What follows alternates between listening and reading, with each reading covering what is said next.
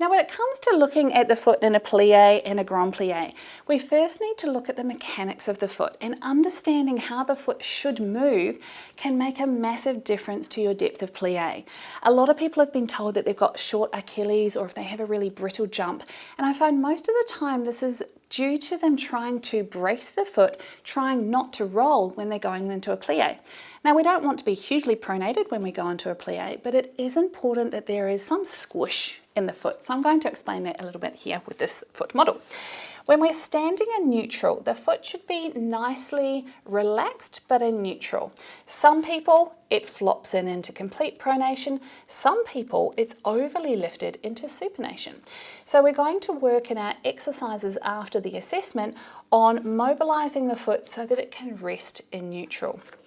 Then when we move into a plie, the foot should lengthen a little bit, not completely roll in, but lengthen and a very small pronation to allow your tibia to come forward. And then when we come back up into standing, it should reassemble itself dynamically. Yeah. Some people have been told by very well-meaning teachers to lift their arches when they go into a plie. Unfortunately, this results in a really stiff midfoot and your tibia may get a bit jammed when you come down.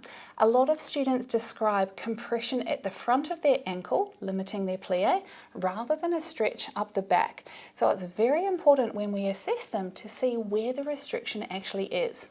So when we look at our partner's plie, we're going to look at a demi plie and return, and demi plie and return, and we want to see a little bit of plasticity in the foot. We don't want to see a complete roll, we don't want to see it brace up. So Zoe's going to pop up into standing. Now standing in first, beautiful.